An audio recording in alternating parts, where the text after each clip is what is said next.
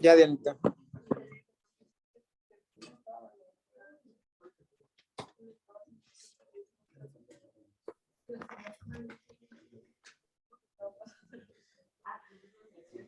Bueno, vamos a continuar con manifestaciones clínicas de lupus.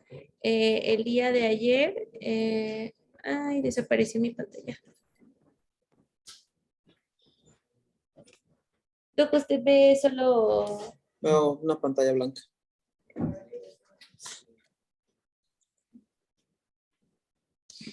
Un minuto, por favor, voy a ver qué sucede.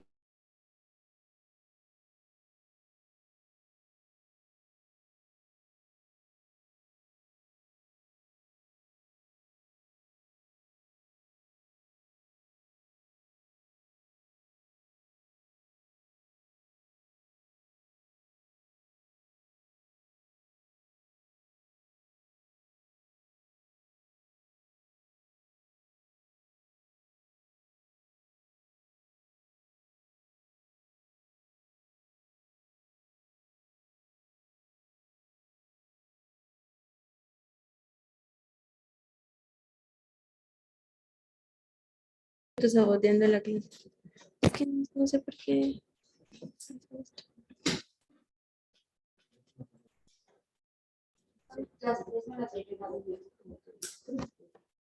Ahora sí, ¿verdad, Doc? Ya.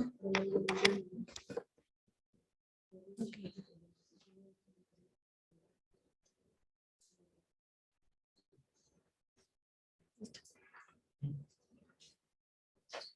Bueno, y el día de ayer nos quedamos justo hablando de las manifestaciones abdominales o gastrointestinales y estábamos hablando acerca de la enteritis lúpica, en donde existe un dolor, bueno, existe dolor abdominal, afección de yeyuno e ilion, engrosamiento de la pared intestinal, asas intestinales dilatadas y realce anormal de la pared intestinal.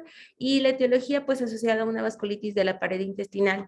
Y en cuanto a la histopatología, inflamación de mucosa, hemorragia con infiltración linfocítica de las paredes de los vasos sanguíneos. Otra manifestación gastrointestinal es la enteropatía con pérdida de proteínas en pacientes con lupus, la cual se caracteriza pues por hipoalbuminemia que condicionará a anasarca en ausencia de algún síndrome nefrótico nefrítico y biopsia de pared con depósito de complemento de C3 dentro de la pared capilar que va a conducir a un aumento de la permeabilidad capilar también. Estos pacientes van a tener como manifestación el 50% de ellos diarrea crónica y el 10% esteatorrea. Otra manifestación importante que no es específica, pero sí puede ser común, es pancreatitis aguda. Y los pacientes con lupus, del 5 al 10% de ellos presentará un episodio de pancreatitis aguda. De estos, el 22% va a corresponder a una manifestación inicial de la enfermedad y la tasa de mortalidad por pancreatitis aguda es 27% mayor que en los pacientes que no tengan lupus, en los pacientes con lupus. O sea, sí. También fue un episodio de vasculitis. En cuanto a las manifestaciones hepáticas, puede haber aumento de las enzimas hepáticas, transaminasemia, elevación de DHL, fosfatasa alcalina, y esto puede estarse asociando tanto a la fase activa por lupus, pero también tenemos que recordar que puede estar asociado como una manifestación del tratamiento, como transaminasemia asociada pues al tratamiento farmacológico. Y además de esto puede haber tres manifestaciones principales. Una es la esteatosis hepática, la hepatitis granulomatosa y finalmente la cirrosis hepática. Puede haber en asociación con SAF, trombosis de la arteria de las venas hepáticas o síndrome de Budd-Chiari, pero recordemos también que puede haber presencia de anticuerpos antifosfolípidos sin SAF que lo puedan condicionar en ausencia de la enfermedad. Aquí, por ejemplo, lo de aumento de enzimas hepáticas, hay veces que para manifestaciones articulares damos metotrexato, así como en la artritis reumatoide. Entonces, ¿cómo hacemos? Pero supongamos que el paciente también tiene una miopatía, ¿no? Y en las miopatías va a tener elevación de ST-LT. ¿Cómo pedíamos el hígado? Pedimos GGT, pedimos bilirubinas y tiempos. albúmina, para ver si hay alteración de la síntesis que en realidad esté causando hepatotoxicidad y que sea ahí para distinguir, ¿no? Eso de si es por causa de fármacos o secundario a la enfermedad. Acuérdense que hay hepatitis lúpica y también la hepatitis autoinmune que tiene sus propios criterios y debemos de aquí de excluirlo. Y la otra, la cirrosis biliar primaria, que es una de las sobreposiciones muy comunes con existen manifestaciones también reticuloendoteliales como la fibrosis periarterial, que son unas lesiones muy características que se llaman piel de cebolla, y estas lesiones son patognomónicas de lupus. Puede haber saturación del sistema reticuloendotelial que va a contribuir a una circulación que sea por más tiempo o más prolongada de complejos inmunes, que condicionará posteriormente el depósito de estos en los diferentes tejidos. Algunas otras manifestaciones importantes son la atrofia esplénica, el linfoma esplénico y las linfadenopatías, que es una característica muy inespecífica, como pues siempre dentro de los hallazgos, incluso en muchas ocasiones ni siquiera por la exploración física, a veces por algún otro estudio de imagen o por hallazgo en alguna otra situación. Entonces es totalmente inespecífico, pero es muy común. Generalmente los ganglios son blandos y no dolorosos, pero hay mucha variabilidad en las presentaciones que pueden tener en el tamaño. Y aquí algo importante es que puede tener una linfadenopatía fluctuante. Esto quiere decir que cuando haya exacerbación de la enfermedad va a haber hiperplasia reactiva. Entonces, pues sí, es totalmente inespecífico. Y existe la enfermedad de Kikuchi-Fujimoto, que es una linfadenitis necrotizante histiocítica, y es una forma autolimitada y benigna de lupus eritematoso sistémico que se caracteriza por dolor a la palpación acompañado de fiebre y diaforesis nocturna. Este diagnóstico en realidad lo hacemos por biopsia, ¿no? Y se hace, pues, los ganglios son los que están activos por la producción de autoanticuerpos, ¿no? Por eso que hay linfadenitis. Y bueno, vamos a una parte muy importante que son las alteraciones hematológicas. Las citopenias, anemia, leucopenia o linfopenia y la trombocitopenia son manifestaciones muy frecuentes de lupus eritematoso sistémico y esto es muy importante, pueden o no ser inmunomediadas, pero son parte de la enfermedad. Entonces, la primera es la anemia. El 50% de los pacientes con lupus cursará con anemia y la etiología, lo más frecuente por lo cual tenga anemia o la etiología más frecuente es anemia de la enfermedad crónica. En realidad no por la reacción inmunológica o por la reacción autoinmune, perdón. La segunda etiología es la anemia por deficiencia de hierro. Y la tercera causa en lupus es la anemia hemolítica autoinmune, que solamente tendrá un CUMS directo positivo en el 10% y generalmente está condicionada por anticuerpos IgG tibios o puede ser una anemia microangiopática. Sí, aquí pues, sí, la anemia más común en pacientes con lupus es la anemia normonormo, ¿vale? Una anemia por estado inflamatorio crónico en el 90%. Sin embargo, la anemia más característica, o sea, de lupus, es la anemia hemolítica y es una urgencia reumatológica. Es una de las urgencias. Y por deficiencia de hierro, por la misma infección intestinal. Pues por la mala absorción, exacto. Aparte, los pacientes dejan de comer por lo mismo de los tratamientos, alimentos, y tenemos aparte metotrexato y todo eso, también nos va a ayudar. Los medicamentos no van a hacer que haya una buena absorción. Ajá. Y bueno, pues aquí también se deben descartar algunas otras causas de anemia, pues justo asociadas a fármacos, infecciones. Y bueno, existen algunos casos reportados en donde existe aplasia de la serie roja, de la serie eritroide, por anticuerpos IgG séricos que inhiben el crecimiento de las unidades formadoras de eritrocitos. Y también puede haber anemia perniciosa asociada a anticuerpos antifactor intrínseco. Otra manifestación común dentro de las manifestaciones hematológicas e importantes es la leucopenia. Y la leucopenia generalmente puede estar asociada o secundaria a lupus en la fase activa, en los cuales puede existir una médula ósea con actividad normal. Y una leucopenia con menor a 1500 que esté asociada a fiebre es indicación pues iniciar esteroide a altas dosis, ¿no? Descartando procesos infecciosos. Bueno, sí, como lo de ayer. Hasta siempre descarta procesos infecciosos antes de pulsar operación. Y aquí algo muy importante que también justo como aplica para uno de nuestros pacientes es que dentro de la leucopenia, algo que se debe de valorar idealmente son la distribución exacto de cada una de las series. O sea, la significancia de una leucopenia está asociada a la distribución que tienen cada una de las líneas. Es decir, puede haber una leucopenia o sea, en el límite inferior o menor al rango de referencia para el laboratorio, pero que todavía no estén dentro de los rangos de neutropenia, linfopenia, ni disminución de ninguna de las otras líneas. Y esto es muy importante. Por ejemplo, en el caso de Abundio tiene leucopenia, pero todas las líneas, no, de la paciente de 22-20, ella, por ejemplo, tiene leucopenia, pero no tiene neutropenia, linfopenia, ni nada, o sea, pues, no, o sea, Nada más los leucos totales lo reportan como bajo del límite, pero las series están normales. exacto. Entonces ahí no tiene relevancia.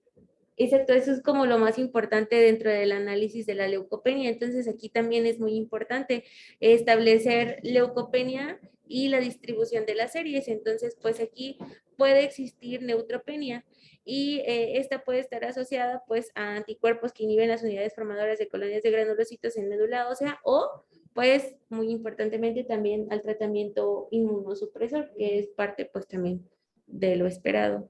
Trabajamos mucho con la ciclofosfamida, ¿no? Esperar el nadie.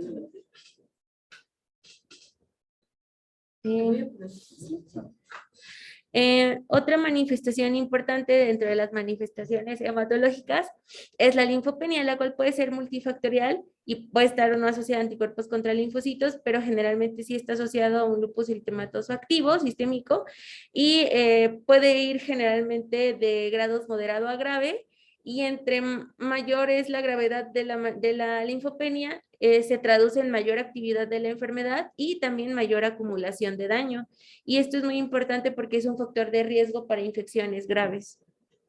Sin embargo, hay pacientes que a veces llegan después de 6, 7 meses que tú ya los trataste, supongamos el complemento mejoró, todo lo demás mejoró y continúan con linfopenia. Si hay más de 6 meses ya con esa linfopenia, en realidad dices tú que ya hay un daño y tal vez esos linfos ya no vas a irte directo a intentar nuevamente poner esteroides, ya se va a quedar así, con esa linfopenia. No lo van a contar cuando se trate de actividad de la enfermedad. Por eso es importante checar todos los laboratorios previos del paciente y ver cómo estuvo, cuándo fue el más alto, cuándo fue el más bajo y desde ahí cuándo se mantuvo, ¿vale? Porque ahí ya no cuenta como actividad. Ajá, para que sea daño. Otra manifestación hematológica que es muy importante, pues es la trombocitopenia. Generalmente la trombocitopenia grave o severa puede estar asociada a una afección multisistémica activa que requiere pues o puede requerir de tratamiento urgente. Puede haber una trombocitopenia aislada en la cual puede haber niveles de plaquetas menores a 50,000 sin sangrado evidente, puede haber solamente petequias leves o puede haber púrpura húmeda. Sin embargo, pues aquí es como una manifestación aislada que puede o no requerir tratamiento urgente de acuerdo con las manifestaciones clínicas. Y pueden existir anticuerpos antiplaquetarios circulantes, pero estos no se asocian generalmente a la trombocitopenia. De hecho, prácticamente la trombocitopenia está condicionada por otro tipo de anticuerpos, como los anticuerpos para el receptor del factor estimulante de colonias o algún otro anticuerpo de los receptores que puede inducir trombopoiesis, pero no directamente antiplaquetas. Incluso por el gasto, ¿no? Cuando hay el estado inflamatorio crónico, también hay que llaman a general en esos casos sería trombocitosis alveolar, Como respuesta. como respuesta inflamatoria. Ok. Y ante un panorama de una trombocitopenia que sea refractaria y en la cual no se encuentren anticuerpos antiplaquetarios, pues se puede iniciar la sospecha de SAF. También una de las manifestaciones que puede ser importante dentro del lupus es la púrpura trombocitopénica trombótica, caracterizada por trombocitopenia, anemia microangiopática, lesión renal, puede o no haber fiebre y se presenta posteriormente al diagnóstico de lupus. Y bueno, pues aquí una de las opciones terapéuticas puede ser plasmaféresis. Ajá, el inicio, cuando por antes de poner los esteroides, haces plasmaféresis para eliminar toda esa carga de anticuerpos que tiene. Después lo puedes pulsar o poner, dependiendo del estado del paciente, si está infectado, como por ejemplo es el caso de Abudio, en él sería mejor la inmunoglobulina. Pero primero haces plasmaféresis para eliminar toda esa cantidad de anticuerpos y después la inmunoglobulina porque pues es muy cara y en realidad si le pones primero la inmuno y luego haces las plasma, pues vas a barrer muchos miles de pesos. Ok. Y aquí la sospecha es como una de las manifestaciones extratrombóticas de SAF, es la trombocitopenia. Tiene muchas manifestaciones, a veces nos casamos que solamente es la trombosis, pero sí, la trombocitopenia es una manifestación extratrombótica de SAF. Y bueno, nada más antes de esto también puede existir una disminución en el número de plaquetas o bueno, en el conteo plaquetario por agregación anormal en respuesta al depósito de colágeno y también pueden existir algunas otras alteraciones en la función plaquetaria que pueden ser como alteraciones adquiridas asociadas a la trombocitopenia. Y bueno, otra manifestación importante que podemos encontrar en los pacientes, que es pues justo todo lo anterior, ¿no? Pancitopenia. Entonces aquí en los pacientes generalmente con lupus que además cursan con pancitopenia, al aspirado de médula ósea vamos a encontrar una hipocelularidad global con un aumento en la proliferación de reticulina, plasmocitosis, diseritropoiesis, puede haber mielofibrosis o necrosis. Y aquí lo más importante es que descartar que esté asociado a una infección o que esté directamente asociada a inmunosupresores, como pues la mielotoxicidad asociada a los fármacos. Sí, casi todos, ¿no? En nuestros fármacos sí debemos de tener mucho cuidado. La satioprina es un fármaco tan bueno como peligroso y que sí nos puede causar aplasia medular y solo con 50. Recuerden que siempre para iniciar la satio, 50 miligramos, la dosis más baja. ¿De cuánto va la satioprina, la dosis? Es que se calcula por Kilo de peso, exacto.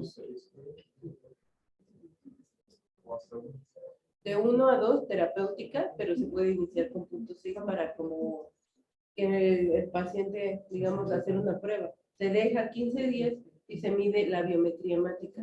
Es por eso que decimos que la respuesta no puede ser tan inmediata de la satioprina, así que lo tome y al otro día ya tiene plaquetas normales. Y pueden causar aplasia medular, el metotrexate otro, micofenolatos.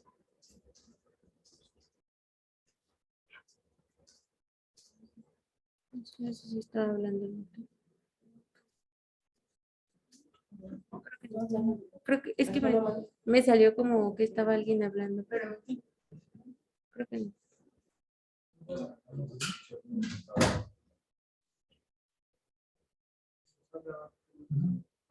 Ah, ok.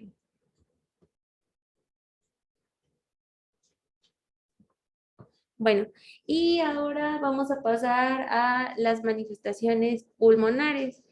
Las manifestaciones pulmonares pueden ser manifestaciones primarias en el lupus y pueden ser como dentro del cuadro clínico inicial. Y de hecho, pues vamos a ver que precisamente algunas de ellas están asociadas a los criterios de clasificación de la enfermedad por su importancia dentro del cuadro clínico que pueden presentar.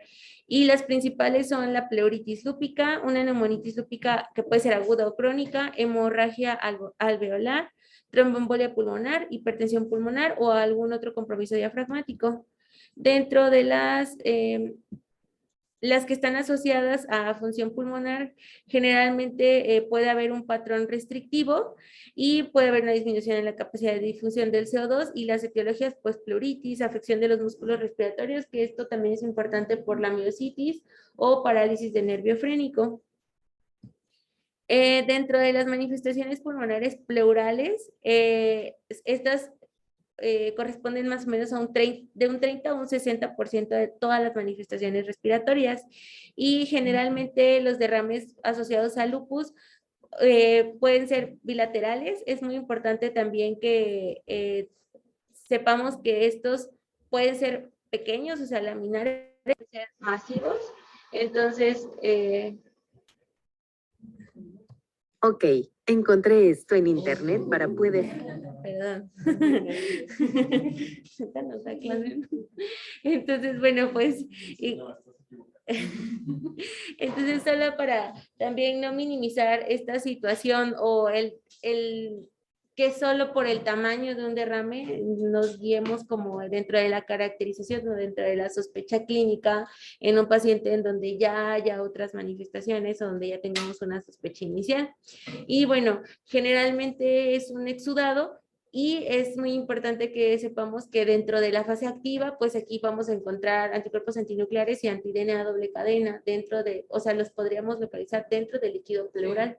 Aunque no se miden aquí. Solamente ese. Pero de todos modos sí los encontraríamos altos. Y también nos acordarnos del bilateral. También es un bilateral, hay que sospechar más otras causas. Otra manifestación importante, bueno, y esta, al igual que el derrame pericárdico, son las que forman parte de los criterios de clasificación de lupus que Pero tienen. ya decimos que tener, o sea, de los criterios viene ahí cómo debe de ser, Sí. ¿no? O sea, clínica, porque luego de cualquier cosa, no, sí es criterio, pero no. Ujú. Debe, de ahí te dice que debe de tener para ser criterio. Sí, sí. Y bueno, otra manifestación importante es la neumonitis lúpica, que es una neumonitis crónica, que es una enfermedad de tipo pulmonar intersticial que se caracteriza por disnea de esfuerzo, tos no productiva, fatiga y estertores basales. Es más frecuente en adultos, en hombres de edad avanzada. Y es una neumopatía intersticial también que no podemos distinguir de otras neumopatías intersticiales. Simplemente tú lo sospechas porque por lo general se acompaña de actividad en otro órgano, ¿verdad? Y porque tenga niveles altos de anti-DNA. No es característico que tú digas, ay, bueno, esto es característico de una neumonitis. Sin embargo, si es un paciente con lupus que no tiene ningún otro factor de riesgo para hacer una neumopatía intersticial, tu primera sospecha va a ser por actividad. ¿Y en el agudo es reversible o una vez que se No, sí, es establece? reversible. Es reversible. Cuando tú ves las imágenes en vidrio deslustrado, es momento pulsas, dejas ciclofosfamida y revierte. Y, o sea, lo que comenta la doctora de que justo de que aún en el estudio histopatológico no hay como una caracterización que sea patognomónica de una neumonitis lúpica, o sea, es una enfermedad intersticial. Solamente se puede como caracterizar con contraste si es agudo o ya es en una etapa como un poquito. Ajá, se ven las imágenes. En vidrio deslustrado es cuando tú lo agarras y entonces lo pulsas y en ese momento vas a tener una buena respuesta al tratamiento. Otra manifestación muy importante es la hemorragia alveolar difusa. Esta es una afección muy grave que se asocia con una mortalidad de un 50 a un 90% de los pacientes. Y bueno, aquí es muy importante que también es un diagnóstico clínico de exclusión ante la sospecha, pero que pues podemos llevar un poquito más como a la sospecha con un estudio de imagen. Pero bueno, esta afección, como les mencioné, se asocia con un 50%, de un 50 a un 90% de mortalidad y el cuadro clínico es un inicio totalmente súbito asociado a tos, hay muchos errores de dedo, perdón, pero fiebre, disnea y lo más característico es que estos pacientes, aunque no de forma inicial, durante las primeras horas de los episodios de tos, inician con hemoptisis. Y este cuadro está caracterizado por un daño que está asociado a una hemorragia intraalveolar que tiene que ver con un engrosamiento septal alveolar difuso e hiperplasia de los neumocitos. Y la etiología es una vasculitis o microangitis de pequeños vasos. Y también esta es una de las siguientes urgencias reumatológicas, una hemorragia alveolar, mortalidad muy alta. Los pacientes muy pocas veces presentan hemoptisis, sin embargo, tú lo vas a sospechar porque es un paciente que tiene inestabilidad hemodinámica, una disminución importante de hemoglobina, tiene disnea, taquipnea, por eso lo sospechas y ya cuando lo síntomas de repente llegas a observar la hemoptisis, pero no es como algo franco que pueda tener el paciente. ¿Cómo hacen el diagnóstico? Al final se dice macrófagos cargados de hemosiderina para dar cuenta de y aquí, ¿qué se les hace a estos pacientes? Como es una urgencia reumatológica, por lo menos, sí, pero en realidad, en primera instancia, si tiene la posibilidad de tener plasmaféresis en tu unidad, le hacen plasmaféresis, posterior ya se inician bolos de metilprednisolona y se pone ciclofosfamida o inmunoglobulina de forma inicial. De verdad, a estos pacientes se les da con todo. Y la mortalidad es muy alta. Aquí había una Lo niña. importante de ellos es sospechar, porque es un paciente que está con disnea franca, con receptores que escuchas a distancia, Como un edema agudo de con la pulmón. placa velada, y pues, tienes que darle el contexto clínico para sospecharlo. Porque si no lo manejas como edema agudo de pulmón, como neumonía, equipos múltiples, y no va a mejorar. Y la realidad es que casi todos terminan. Sí, todos se suban. Ya no me... Sí, se muere. Eso se muere. Entonces no siempre hacen las culpas. No, ojalá. Sí, ojalá fuera así como tan franco el cuadro, ¿no? Pero en realidad parece, pues se comporta como un edema agudo de pulmón. Sin embargo, pues tú lo sospechas. Y a veces ni siquiera sabes que tiene lupus. A veces debutan, ¿no? A veces me ha tocado varias embarazadas que debutan con hemorragia alveolar. Y están así, ni siquiera sabemos que era lúpica. Y ahí se ve el edema pulmonar complejo. Ajá, sospechas por eso.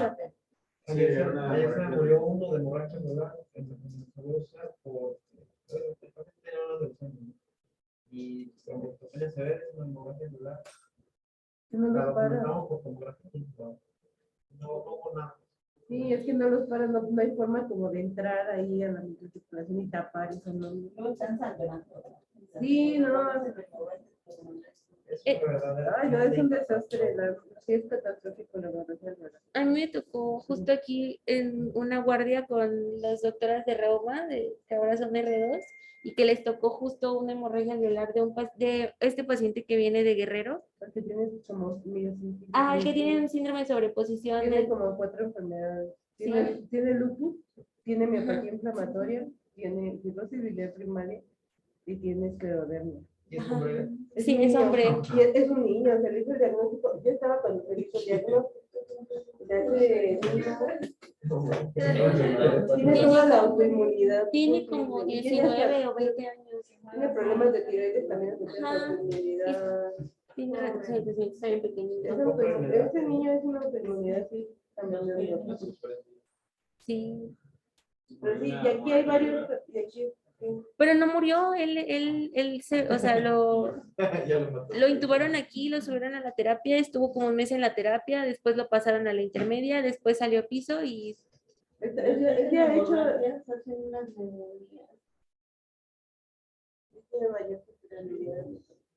Yo creo que para tener éxito en esto, o sea, lo más importante es sospecharlo, porque como eso pasaba, muchos debutan con esto y es imposible sospechar. Cuando tienes ya el contexto económico, con enfermedad inmunológica marcada y con tendencia a las que más hacen hemorragia alveolar como lupus, pues es un poquito menos complicado sospechar el diagnóstico. Si llega alguien de entrada con disnea y cuadro clínico, un edema agudo de pulmón que no mejora, no es tan sencillo sospechar. Es mujer, joven, y ves laboratorios, ya se la vea. Pasan la baja de hemoglobina inmediata. Y entonces, o sea, la forma de sospecharlo es ver la baja de hemoglobina, el edema de pulmón y en la tomografía. Una falla respiratoria aguda y la imagen de la biopsia. Es un patrón alveolar generalizado. No traes una imagen. No, justo no puse, pero voy a agregar una. Pero si quieren todos sus datos, si en el caso de, pues, ¿cuál es mi porcentaje de los pasos? Sí, no, en ese caso, por El ejemplo, ya. momento de los testigos, Aparte, cuando intubas puedes llegar a hacer, incluso a veces le hacen la broncoscopía, como te digo, o sea, cuando se lo quita todo lleno, dicen, bueno, ¿qué pasó aquí? Entran y es cuando hacen la biopsia y macrófagos cargados de moxiderina y muchas veces eso es en patología. O sea, porque tu paciente falleció. Porque como les digo, eso no es urgencia. ¿Sí? después no tienen. Pero, por ejemplo, comentaba usted que si tenemos la sospecha de música y lo hacemos en una persona sin saber el tratamiento, ¿qué porcentaje de pacientes pueden llegar a sobrevivir? 10%. Entonces es baja la. En realidad, o sea, sí, no para de sangrar, es muy. Por eso te digo, o sea, pueden entrar a plasma. La forma más en estos pacientes es que entren a plasmaféresis para eliminar justo toda esa carga de autoanticuerpos que están causando el daño y ya después le damos con todo. Generalmente Pero, mira, los hombres luego debutan así con hemorragias alveolares o, les digo, las embarazadas y los niños. Aquí me tocó ver un caso de niño que de 5 años, es que aquí no hay reumatólogo pediatra y los vemos nosotros. Es un niño de 5 años que hizo hemorragia alveolar, tenía plaquetas de 3000, le pusieron catéter, le hicieron neumotórax, le pusieron otro catéter, le hicieron, tenía 2 ondas endocrinales. y luego tienen celulitis, derrame pleural, pericarditis. Es muy difícil de ver. Sí, es catastrófico. Sí, que hay música reproduciendo. Y por eso no ven. Sí, no. Qué oso, no. Para olvidar que sí, es una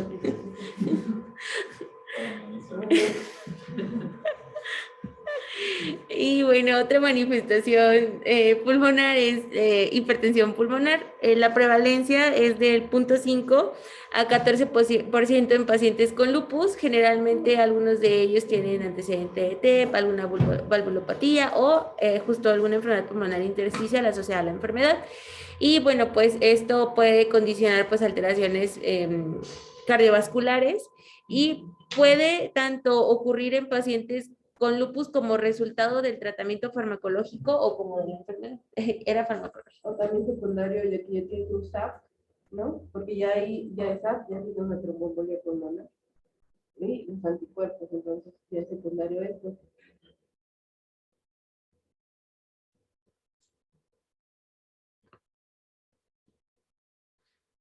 Y bueno, de aquí,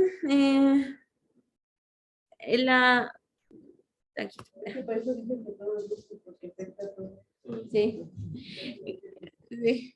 Y bueno, de aquí una de las últimas manifestaciones, aunque no puede ser precisamente la más importante, pero sí puede estar como muy comúnmente asociada y también dentro del contexto de los pacientes que se ven aquí por hospitalización, es tromboembolia pulmonar, que esta puede, y al igual que todos los otros episodios de trombosis de los que hemos hablado, puede desarrollarse con o sin la presencia de anticuerpos antifosfolípidos y con la presencia sin enfermedad, ¿no?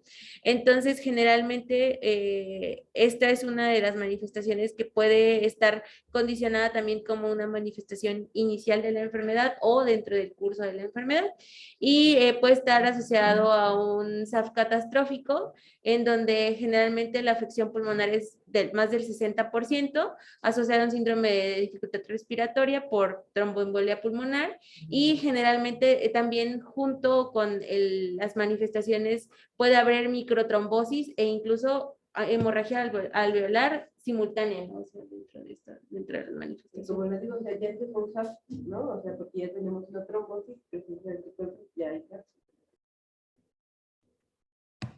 Y bueno, ahora vamos ya casi por último, creo. Ah, no, bueno, pero... No, pero vamos avanzando. Siguen las manifestaciones cardíacas, las principales, endocarditis, miocarditis y pericarditis. O ¿Cómo sea, se llaman las vegetaciones por ley? Que también pueden estar en SAP. También se llaman vegetaciones. Y bueno, dentro de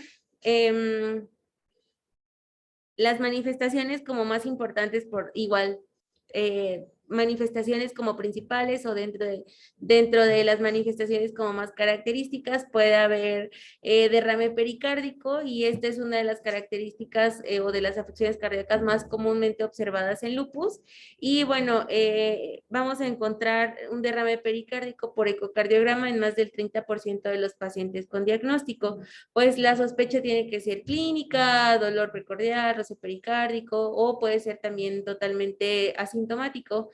Y el líquido pericárdico característico del derrame pericárdico en lupus es un líquido fibrinoso y exudativo con abundantes células inflamatorias. Y aquí también, al igual que justo que en el líquido pleural, vamos a encontrar anticuerpos antinucleares y antidena de doble cadena con baja actividad de complemento, aunque bueno, aquí no lo podemos medir, pero... Mis células B, que eran las que tenían hasta el líquido, pero ya no lo mismo.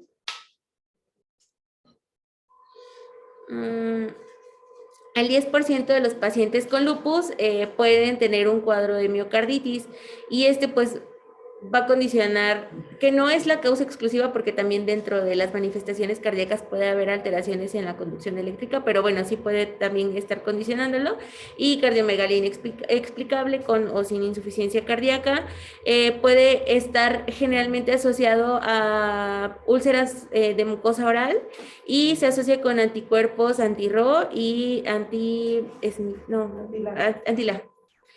En el estudio histopatológico, las paredes de vasos pequeños generalmente están engrosadas anormalmente y las células musculares están agrandadas con infiltrados linfocíticos y plasmocitarios.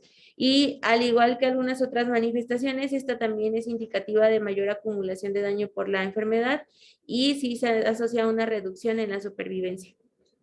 Eso también lo podemos ver en el lupus neonatal, ¿no? En el lupus neonatal hay mucha afección cardíaca más asociado el anti-RO y anti-LA, que son uno de los anticuerpos más pequeños que pasa la barrera transplacentaria, entonces, por eso es que produce el lupus neonatal. El lupus neonatal no quiere decir que el niño tenga lupus, ¿vale? Sino simplemente que hubo un paso de anticuerpos, se puede que está la circulación conjunta mamá y feto, entonces hubo un paso de esos anticuerpos pequeños en el feto y puede presentar el niño manifestaciones del lupus. Las principales son mucocutáneas, es decir, el lupus anular, es lo que puede presentar el niño. ¿Cuándo se van a quitar? Más o menos de 6 meses a 1 año cuando depure todos los anticuerpos, ¿vale? Pero no quiere decir que el niño ya tenga lupus. Pero incluso llegan a hacer manifestaciones hematológicas, hepáticas, entonces es vigilancia.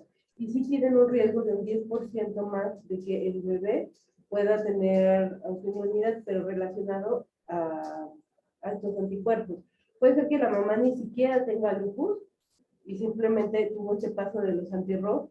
El anti-RO, luego la mamá puede llegar a desarrollar 5 o 10 años después de que tuvo este problema, lupus, ¿vale? Puede ser que ni siquiera tuviera ella, nada más tuvo el paso de los anticuerpos.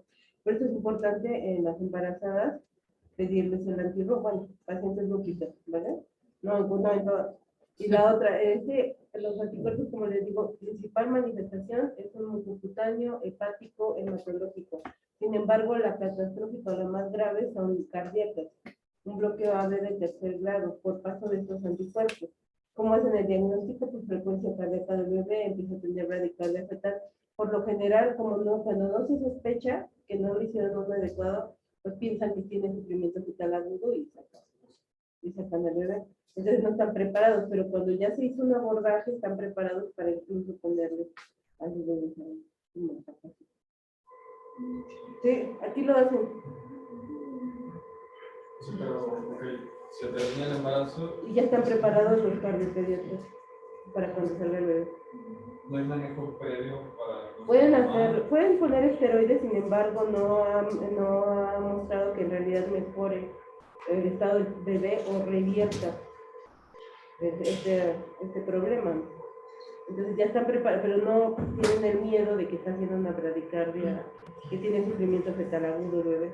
Entonces esperan un poquito más, no las 30 se van hasta que le dan inductores de maduración pulmonar, lo pueden sacar a la vez 30, 31 semanas. Y de todos modos, ¿cuándo vas a presentar esto? Hasta la 26 semanas. Se hace más o menos el escrutinio de 24 a 28 semanas, que es cuando está el sistema de conducción del corazón, ¿no? Es cuando se sospecha que...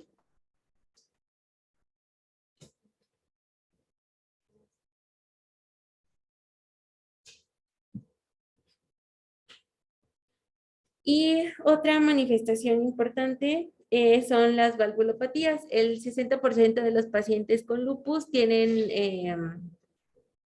lesiones valvulares.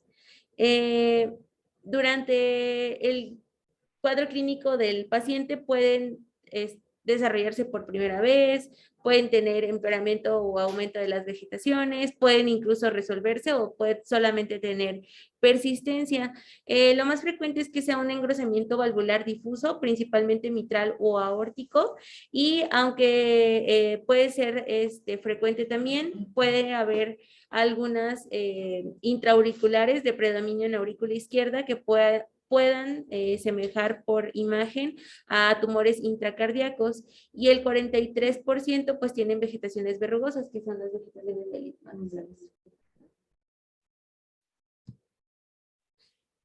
También dentro de las manifestaciones importantes puede haber oclusión de la arteria coronaria por trombosis intraarterial, que va a condicionar un infarto de miocardio por aneurisma de la coronaria, y además también dentro de las manifestaciones que pueden estar asociadas, eso es la aortitis, y generalmente pues vamos a encontrar engrosamiento de la pared con depósito de inmunoglobulinas, complemento, y el depósito de los inmunocomplejos, que también pues condiciona las alteraciones funcionales.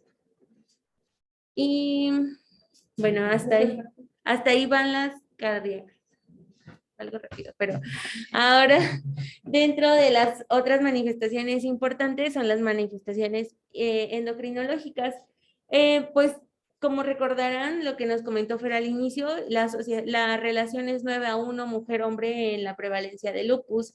Entonces pues se ha buscado intencionadamente que, o sea, como algunos valores que tengan esta significancia para la enfermedad, y algo que se ha encontrado es que las mujeres con lupus tienen niveles séricos más bajos de andrógenos de lo normal, y estos están menor todavía o son menores todavía más durante la enfermedad activa. Pues esto sí llama como un poquito la atención, el hecho de el diferencial con el resto de las mujeres. Y dentro de las otras manifestaciones endocrinológicas puede haber vasculitis ovárica. Esta se caracteriza por infiltrados perivasculares, leucocíticos difusos y necrosis fibrinoide de los vasos sanguíneos ováricos, que puede además también afectar a la trompa de falopio adyacente al ovario afectado. Sí, entonces son mujeres con cantidad de estrógenos y prolactina muy alto. Pues todos tenemos niveles de andrógeno, ¿no? Las mujeres en menor cantidad, sin embargo, en estas están más suprimidos los niveles de andrógenos, que nos ayudan un poco a la respuesta inflamatoria. Como les había dicho, los estrógenos y la prolactina activan el interferón, ¿vale? Y entonces el interferón va a ir a matar el linfocito B para que produzcan más anticuerpos autorreactivos en este caso. También aumenta la respuesta TH17 y disminuye la T reguladora, ¿vale? Entonces, por eso las mujeres pues, tenemos más riesgo. La otra, en el ovario, también muchas afecciones por la ciclofosfamida. Cuando a un niño o una persona joven ya vemos que es en edad reproductiva, ¿no? Donde está como la enfermedad más activa, más en jóvenes es el riesgo de tener más nefritis lúpica. Entonces, si iniciamos ciclofosfamida a una edad más temprana, el riesgo de insuficiencia ovárica es más alto, ¿vale? Más a una dosis acumulada de 10. Por eso se prefiere como en niñas, en edad joven, que empieces con micofenolato y no ciclofosfamida. Principalmente por eso, porque es una edad en la que están sus ovocitos bonitos, jóvenes. Entonces ahí le das con todo con la ciclofosfamida. Bueno, eso era como lo que íbamos a hablar, que existe como en el 20% de los pacientes con lupus, hombres y mujeres, hiperprolactinemia y hiperestrogenismo. Y bueno, también pueden tener anticuerpos antiprolactina. En el 10% de los pacientes con lupus vamos a encontrar CIA, y puede haber también insuficiencia suprarrenal por anticuerpos antifosfolípidos que puedan generar trombosis de las glándulas, trombosis y a su vez un infarto hemorrágico o trombosis arterial de los vasos suprarrenales que condicionen insuficiencia suprarrenal. Y las pacientes o los pacientes con lupus tienen mayor frecuencia de hipotiroidismo con asociación de anticuerpos antitiroideos y también anticuerpos antirreceptores de insulina que pues pueden condicionar la hipoglucemia también. Sí, a ver, cuando tienes autoinmunidad puedes tener riesgo de todo, ¿no? Si era el caso de este chiquillo que le estábamos contando a todos. Otras de las manifestaciones como misceláneas que puede haber son las que afectan ojo, como queratoconjuntivitis seca, reducción de la producción de lágrimas, trombosis microvascular o mediada por inmunocomplejos, queratitis ulcerosa periférica, coroidopatía, derrames uveales, desprendimiento de retina, neuritis óptica, glaucoma de ángulo cerrado. Puede haber pérdida auditiva neurosensorial de inicio súbito asociada a anticuerpos antifosfolípidos. Puede haber también como hallazgo cricoaritenoiditis o parálisis bilateral de las cuerdas vocales. Y bueno, hasta ahí terminan las manifestaciones clínicas. Bueno, y nada más esta parte era como hablar solo de las De los riesgos que hay. ajá, de las pacientes con lupus, pues tienen riesgo de esto como principalmente. El primero es la aterosclerosis acelerada, que pues generalmente se manifiesta como enfermedad arterial coronaria o como una enfermedad cerebrovascular o enfermedad vascular periférica. Y cualquiera de estas, pues cualquier enfermedad cardiovascular está asociada a un incremento en la mortalidad. Entonces, los pacientes con lupus tienen un riesgo cardiovascular independiente de todas las otras causas, mayor al riesgo cardiovascular que puedan tener por el riesgo de los antecedentes. Generalmente, los pacientes entre 35 y 40 años, 44 años de edad con lupus tienen 50 veces más probabilidades de tener un evento cardiovascular durante esta etapa de la vida, independientemente del resto de sus factores de riesgo cardiovascular. Y aunque existen o pueden tener como factores de riesgo típicos como hipertensión, obesidad, tabaquismo o cualquier otro factor modificable o no, estos pacientes, o sea, aunque tengan una vida totalmente sana y no tengan ninguno de estos factores de riesgo cardiovascular, tienen el riesgo ya establecido. Imagínate ahora que tiene actividad, imagínate ahora que le estás dando presión a la dosis alta y que es un paciente que tiene hipertensión, obesidad, que tiene colitis lúpica y está con proteinuria masiva, o sea, todo eso aumenta muchísimo el riesgo, ¿no? Por eso la sobrevida de pacientes con lupus más con actividad de a 10 años. Sí, es muy alto. Y cuando tienen actividad. Okay. A la sobrevida, perdón. La mortalidad alta, la sobrevida muy baja, sí. Y justamente lo que, además, pues también muchos de estos pacientes tienen insuficiencia ovárica prematura, entonces también pues esto incrementa su mortalidad por deprivación de la protección estrogénica que le podría condicionar hormonal. También, pues, además de lo que justo mencionaba la doctora, la dosis acumulada de esteroides durante toda la vida, pues les condiciona también incremento en el riesgo cardiovascular que puedan tener por todas las causas. Y generalmente, pues, está asociado a la gravedad de la enfermedad. Entonces, sí, esa es una de las principales complicaciones. La otra es que los pacientes con lupus, pues, tienen predisposición a algunas neoplasias, como las neoplasias predominantemente hematológicas, y la más importante o como la más común es asociada al linfoma no Hodgkin. Entonces, existen algunas otras neoplasias como sea pulmonar o hepatobiliar, pero parece ser que las hematológicas son como las más frecuentes. Los pacientes con lupus pues tienen mayor predisposición a diabetes, incluso nada más por los mismos fármacos, ¿no? La exposición a glucocorticoides. Ajá, puede ser algo muy importante, aunque pues también la autoinmunidad pues puede estarles condicionando. Sí. Y la otra es que el 50% de los pacientes con lupus tienen como complicación osteoporosis. Y esto es muy importante porque generalmente el 50% tiene osteopenia y el 17% tiene osteoporosis. Y más o menos el 25 al 30% tiene fracturas vertebrales durante el curso de la enfermedad. Y es muy importante porque las fracturas pues pueden estar asociadas a una mayor edad, al daño por la enfermedad, a una menor densidad mineral ósea, pero todos estos cambios, tanto la osteopenia, osteoporosis y el riesgo de fracturas, son independientes y aditivos, al igual que en AR, al uso crónico de glucocorticoides. O sea, sí es cierto que el uso crónico de glucocorticoides les establece un riesgo mayor, pero independientemente de esto, pues tienen el riesgo por la enfermedad y es aditivo, o sea, todavía es mayor. Entonces, ¿se acuerdan cuando vimos la fisiopatología de AR? La activación de todo lo que era la osteoclastogénesis, del factor nuclear capa beta y expresión mayor del RAS ligando, lo mismo pasa aquí, porque es un estado proinflamatorio, en el que también va a haber mayor secreción de interleucina 6, y entonces mayor expresión y diferenciación,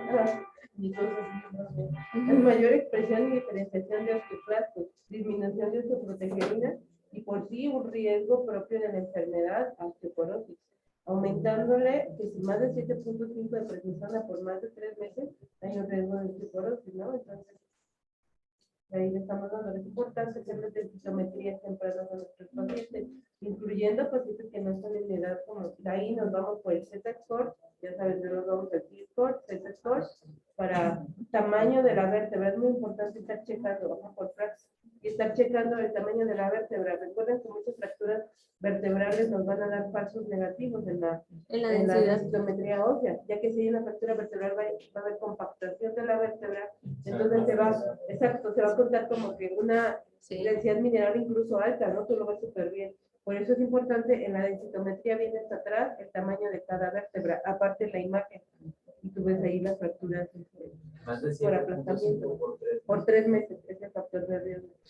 Eso me pasó justo en el endocrino, que por ejemplo, las pacientes con teriparatida y así, ¿no? Y, ay, mejoró su densidad mineral, o sea, y nada, pues, o sea, el área de la vértebra se había reducido un buen y evidentemente era un falso incremento en la DM, ¿no? Se ven las fracturas en cuña, que es un dato de osteoporosis establecida, o sea, puede ser que tú hagas diagnóstico de osteoporosis establecida sin tener una densitometría ósea que te diga que tiene osteoporosis, simplemente ya tiene fracturas, tiene osteoporosis establecida, ¿vale? Pues ahí dice tratamiento. Y otros factores de osteoporosis son el tiempo acumulado de lactancia, eso también es un factor importante, creo que es mayor a 35 meses. Y, o sea, de todos los hijos, o sea, de todos los años que les han dado, ¿no? Y otro creo que es el consumo de bebidas carbonatadas. Las infecciones que pues generalmente pueden ser respiratorias, urinarias o de piel, y insuficiencia gonadal prematura, que pues muchos pacientes pues sí, por asociada a todos los fármacos pueden tener atresia ovárica y generalmente pues asocia un poquito más a ciclofosfamida, aunque también puede, no solamente ovárica, también puede estar presente en hombres. La dosis acumulada de ciclofosfamida que nos inducen en la insuficiencia ovárica, ¿de cuánto es? 10.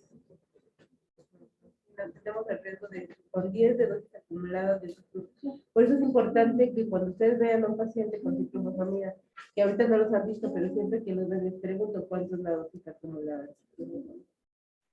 Eso, para todo lo que ha tenido. Ajá, sí, todo desde que le pusieron hasta ahorita, porque es una dosis acumulada.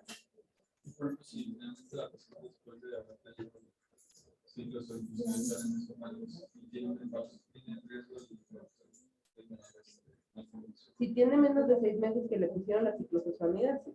En realidad, para que una paciente con lupus se embarace, debe de estar por lo menos un año sin actividad. Es de 6 meses a un año, pero bueno, dependiendo por el lupus.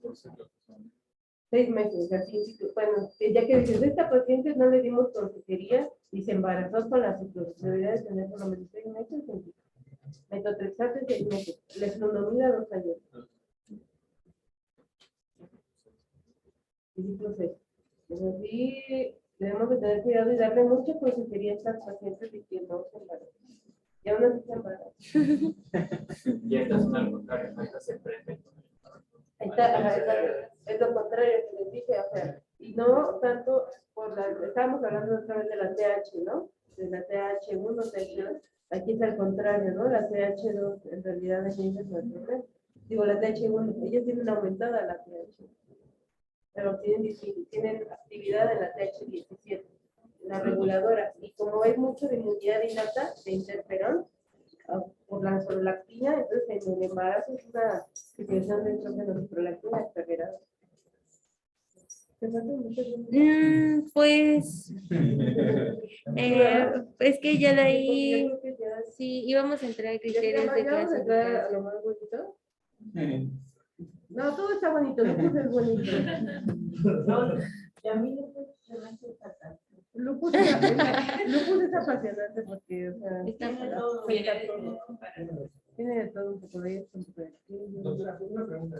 Ayer de las cosas que estábamos hablando de qué pacientes tienen mayor actividad en esta situación, encontré que el hecho de un paciente que presenta lupus a temprana edad tiene mayor riesgo de, por ejemplo, de una preprogesión.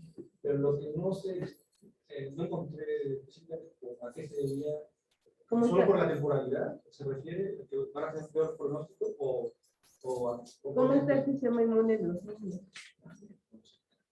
Entonces, ¿Cómo está el timo? está aumentado. Está aumentado, o sea, en realidad los ganglios, todo está en ellos para aumento de los anticuerpos, ¿no? En los niños tienen grandes los ganglios, grande el timo, en realidad su respuesta inmunológica de los niños es todo lo contrario de un anciano de alérgica, está hiperactiva. Entonces, por eso en los niños es factor de riesgo y de mal pronóstico y de desarrollar de actividad grave en los órganos, porque por eso hecho de hiperactividad en el sistema inmunitario, ¿vale? El hecho de los grandes, el tamaño grande de los ganglios linfáticos, del timo, ¿vale? Pues por eso en los viejitos es lo contrario, alergia y es menos grave. Una vez que te debuta un paciente con Desde aquí la dejamos. puede ir cambiando el tipo de afección a órganos que tiene, o una vez que debuta, por ejemplo, con renal y hematológico, se queda con esos dos y decide esos dos. No, por lo general si debuta con renal y hematológico, que es actividad en realidad alta, más renal, el paciente se puede desarrollar todas las manifestaciones. Te digo, de renal, sino el mayor riesgo es en los 2 primeros años de hacer el diagnóstico. Va disminuyendo y conforme va pasando el tiempo, tiene menos riesgo. Lo dividimos como en lupus leve, moderado y severo, ¿no? Y el leve es como mucocutáneo articular, que si te toca un lupus leve, pues qué padre. Si te toca un lupus severo, pues, y por lo general, si tienes una manifestación severa, se va a asociar a manifestaciones severas. Es decir, si tiene nefritis, lo más probable es que tenga hematológico, lo más probable es que tenga neurológicas, o sea, neumopatías, son los que más llegan a hacer actividad severa. ¿Por qué? Porque tienen una carga alta de autoanticuerpos, por eso te hicieron la actividad severa, y por eso te van a dañar cualquier otro. Yo creo que los criterios los vemos ya el lunes, ya acabaríamos, yo creo que ya el lunes ya acabamos con este. No sé. Sí, ¿verdad, Anita? Sí. Ya de aquí faltan.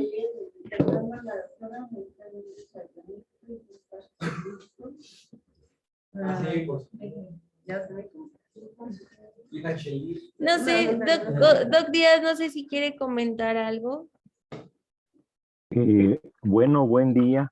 Pues realmente no hay mucho que agregar. Como se podrán dar cuenta, el lupus eritematoso llega a ser un reto para el reumatólogo, pero muchas veces es más un reto para el internista, porque siendo sinceros, algunas veces si no está el diagnóstico hecho, los reumatólogos a veces se ponen sus moños y dicen no cumple criterios diagnósticos, y entonces pues es el internista el que tiene que entrar precisamente para el manejo tanto de la enfermedad que no está clasificada como de las complicaciones que pueden poner en peligro la vida del paciente, la presencia de un brote psicótico, de una anemia hemolítica, de crisis convulsivas, de hemorragia alveolar, como como ya lo mencionaron. Entonces, pues hay aquí un reto muy importante, y pues ahora sí que como bien decía la doctora Domínguez, es apasionante y pone